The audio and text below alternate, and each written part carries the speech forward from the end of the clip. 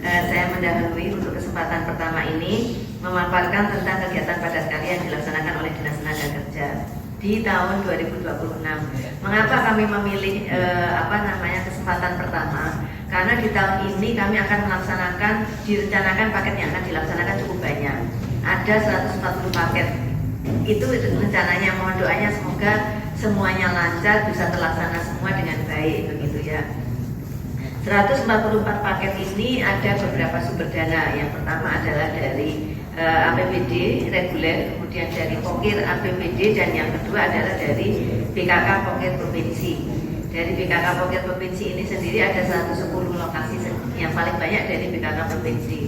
Memang sejak dulu ya, sejak ratusan itu, kalau tidak salah 3 tahun terakhir ya Pak Bambang, 3 tahun terakhir ini kita menerima paket dari BKK Provinsi itu lebih dari 100. Jadi cukup signifikan angkanya, karena nilainya bisa lebih dari 10 miliar yang kita kelola untuk dana itu, untuk kegiatan ini.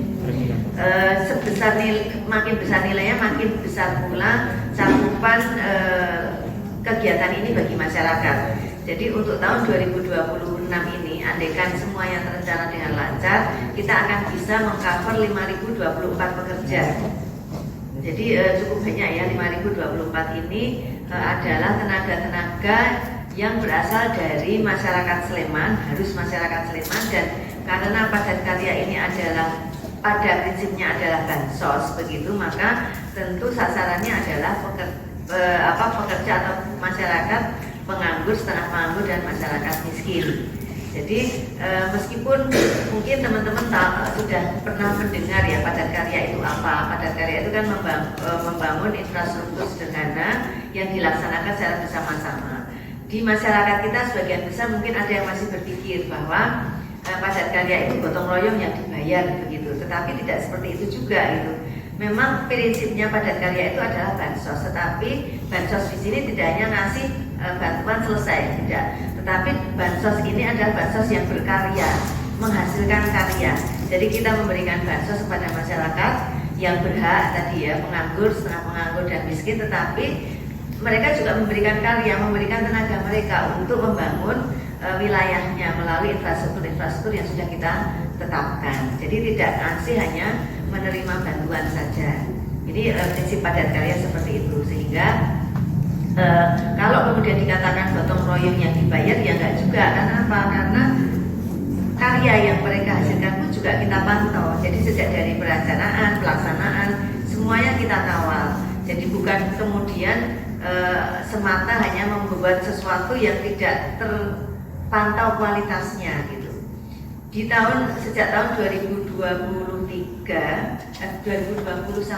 ya Mas ya, kita sudah mulai berkontrak atau melaksanakan padat karya ini melalui kontrak swakelola tipe 4. Ini adalah salah satu terobosan yang kita tujukan supaya padat karya ini tidak semata hanya gotong royong dibayar, tetapi bagaimana kemudian padat karya ini menghasilkan sebuah kualitas begitu, sebuah karya yang berkualitas, sehingga kita kontrakkan kepada masyarakat melalui kontrak dengan kelompok masyarakat.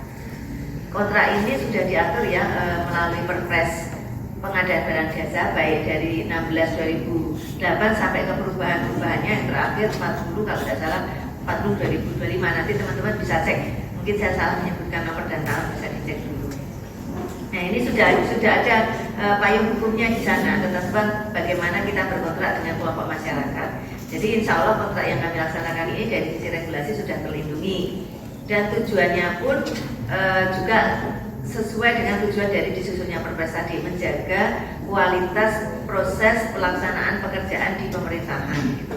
Jadi kredibilitas, kualitas, akuntabilitasnya dengan mekanisme kontrak bersama kelompok masyarakat ini sudah diakui gitu.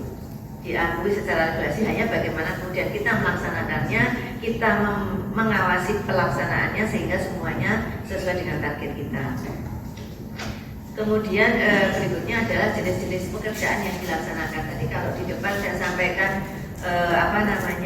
bahwa padat karya ini adalah bansos yang menghasilkan karya gitu ya. Karya apa itu? Karya itu adalah sebuah infrastruktur di masyarakat Yang terpantau yang teridentifikasi di tahun 2026 ini ada 6 jenis pekerjaan. Yang pertama adalah cor jalan, kemudian talut, saluran irigasi, saluran drainase, sumur resapan, dan gorong-gorong. Nah, ini dari jenis pekerjaan ini bisa teman-teman pahami ya, bahwa ini adalah sebuah infrastruktur yang komunal sifatnya, diperlukan oleh masyarakat, bukan personal, diperlukan oleh keluarga, tetapi semua adalah infrastruktur komunal. Jadi sesuai dengan nafas kita tadi, bahwa padat karya itu bansos iya, tetapi bagaimana kemudian bansos itu tetap menghasilkan sesuatu yang berkelanjutan, begitu, berkelanjutan bagi kehidupan masyarakat itu sendiri. Bagaimana dia menghasilkan sesuatu yang itu akan menghasilkan peningkatan kesejahteraan bagi mereka juga, begitu. Jadi tidak lepas begitu saja, tetapi memberikan impact yang lebih berkelanjutan. Kemudian kalau dasar hukumnya tentu undang-undang, saya pikir tidak terlalu penting ya, tetapi intinya bahwa sejak dari perencanaan sampai pelaksanaan semuanya sudah terpayungi, sudah ada payung hukumnya, sudah terlindungi secara regulasi. Kemudian bagaimana mekanisme pelaksanaan padat karya itu sendiri, saya sudah bergerak ke arah teknis ya. Jadi sebagaimana bansos pada umumnya, tentu kita harus dimulai dengan proposal. Proposal sudah kita identifikasi, kita kumpulkan sejak tahun T-1 atau tahun 2025. Sudah kita batasi per Maret 2025. Kemudian di tahun 2026 ini kita mulai dengan identifikasi lokasi. Bahkan tahun 2025 sudah mulai kita lakukan identifikasi lokasi. Sebelum proposal itu disetujui, pastinya kita lakukan identifikasi lokasi. Kemudian setelah ada anggaran turun, kita lakukan lagi identifikasi lokasi. Jadi identifikasi lokasinya ada dua. Yang pertama adalah untuk memastikan usulan proposal itu layak atau tidak. Kemudian yang kedua adalah survei. Sebenarnya bukan identifikasi lokasi, tapi survei untuk bisa kita menyusun RAB-nya, kemudian menyusun RAB untuk kontrak, begitu ya. Itu adalah setelah tahun 2026 ini. Karena pastinya untuk bisa menyusun RAB yang taktis, yang tepat begitu, kita harus tahu kondisi lokasinya. Satu contoh misalnya, elevasinya seperti apa, apakah cukup 0 derajat rata, atau mungkin ada bergelombang begitu, atau mungkin ada turunan, ada tanjakan dan sebagainya. Itu pastinya RAB-nya akan berbeda-beda satu sama lain. Nah, ini perlu kita lakukan survei. Lalu setelah survei kita lakukan penyusunan RAB sebagai salah satu muatan di dalam kontrak yang kita buat antara BPKOM Dinas Tenaga Kerja dengan LPM. Apakah LPM cukup mampu untuk kemudian menyusun RAB? Mampu, karena kita memiliki pendamping yang memiliki keahlian di dalam tata bangunan, tenaga ahli bangunan. Jadi selain kami Dinas Tenaga Kerja yang memiliki gawe yang berkontrak dengan mereka, mereka juga kita beri tenaga pendamping untuk mengawal mereka dalam pelaksanaan pembuatan infrastruktur tersebut, sejak dari perencanaan, pelaksanaan hingga quality control-nya. Nah, ini dengan demikian maka tadi yang paradigma bahwa padat karya hanya gotong royong yang dibayar itu, yakinlah bahwa kualitasnya bisa terjamin, dan itu sudah terbukti sejak kita lakukan perubahan mekanisme di tahun 2022. Panjenengan teman-teman bisa lihat hasil padat karya insya Allah lebih bagus daripada dilaksanakan oleh gotong royong yang tidak diawasi, begitu ya. Kalau lebih mahalnya jangan dibandingkan nilai antara, jadi ketika kita memandang padat karya itu jangan dibandingkan dengan pekerjaan oleh penyedia ya teman-teman ya. Karena apa? Proporsinya sangat berbeda. Kalau penyedia melaksanakan sebuah pekerjaan, dia akan berpikir tenaga kerja seminimal mungkin, pasti kan seperti itu. Bahkan mungkin 30-70 material, 30 tenaga misalnya, seperti itu. Tetapi padat karya seperti yang di depan saya sampaikan, padat karya ini adalah bansos yang menghasilkan karya, sehingga utamanya adalah bansosnya itu bisa jadi 60-40 atau 70-30, kebalik begitu, untuk dia tenaga kerjanya lebih tinggi. Karena memang kita maklumi tujuan dari padat karya bukan menyediakan infrastrukturnya, tetapi bagaimana bansosnya ini menghasilkan sesuatu yang bermanfaat dan impact-nya berkelanjutan bagi masyarakat. Tinggal sedikit ya. Oh, sebentar lagi. Oke, terima kasih.